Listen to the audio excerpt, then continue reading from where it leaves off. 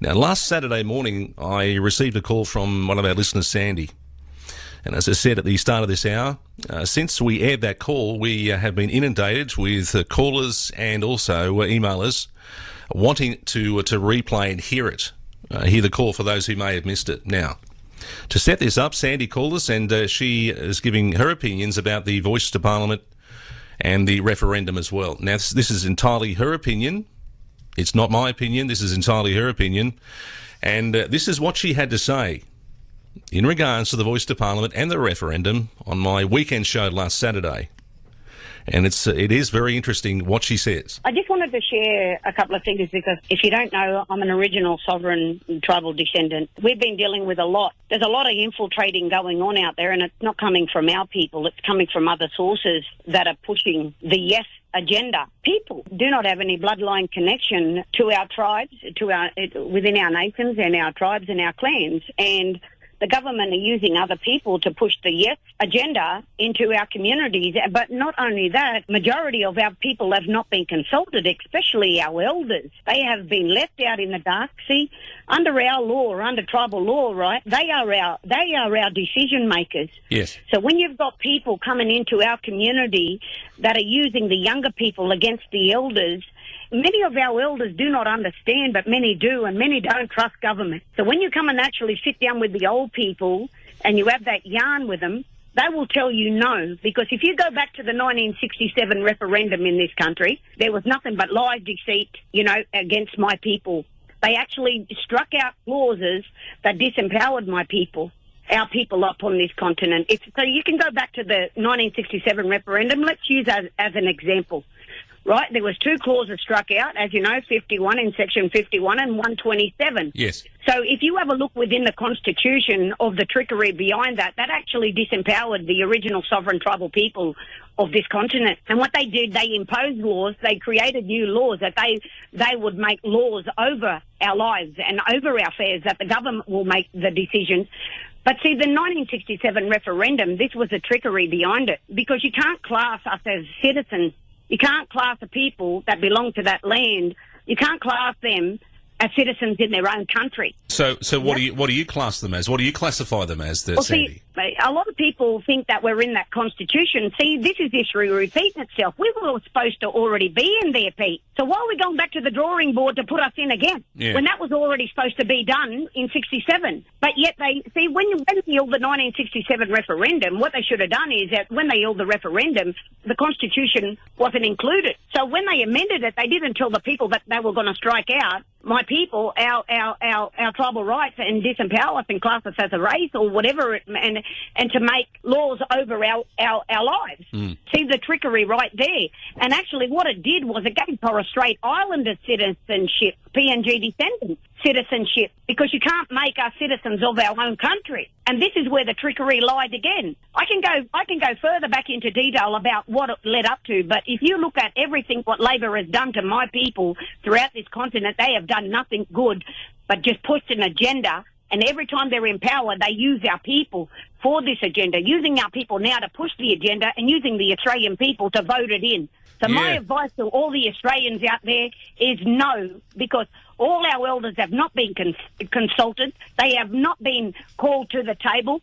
And when you're making decisions about all the tribes in this country, just remember another tribe cannot speak for another tribe. So you feel as though, and your elders are just getting no communication from any politicians or anything. Is that correct? Because they use the younger gen because they're greedy for money. They bribe them, they con them, and everything they're doing is that they're throwing all this money. Now, let's talk about all this money. They say that they want to, Linda Burney and them all, Noel Pearce and them all, you look at the same leaders that have been sitting there for so long. All they do every election when Labor is out and Liberals are in and Liberals out and Labor in, these black so-called leaders, right, just because of the colour of their skin don't mean they speak for us nor represent us, because the people out here at a grassroots level don't feel the same. These people are handpicked, cherry-picked, self-appointed without our input.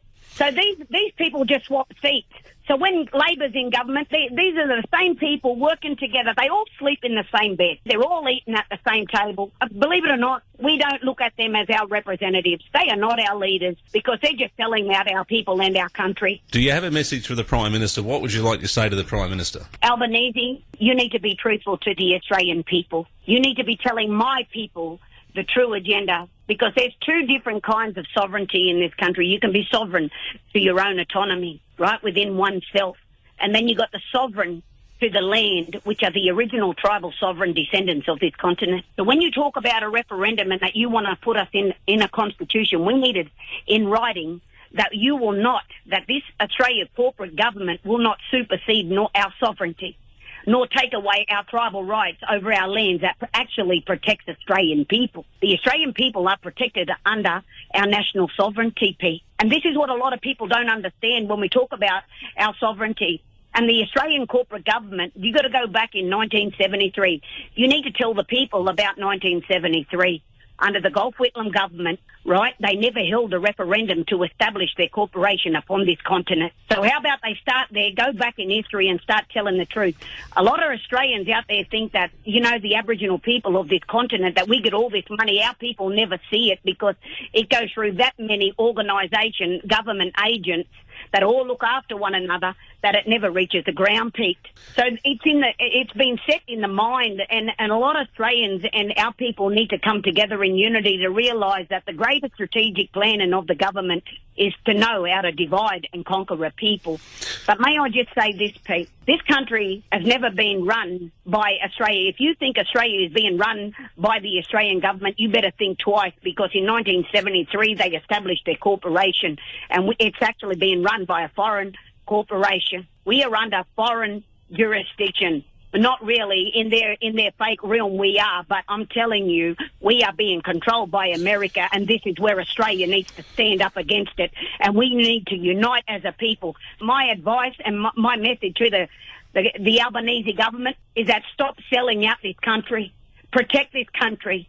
Protect every human being upon this continent, and stop selling us out. Stop doing deals with the devil and start standing up for the people. Because the people, we need true leaders.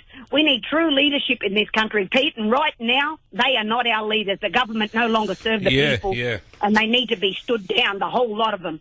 My people don't realise, Pete, once you put us into the Constitution, once we're voted into that Constitution, we automatically cede our rights over our land and our sovereignty. We now just became Australia corporate subjects or British subjects, whatever you want to call it. The Crown left here in 73 when they established their corporation. So when they say, oh, we will disclose, the government, Albanese and his government, we will disclose everything after the referendum. Well, this is a trickery again, Pete.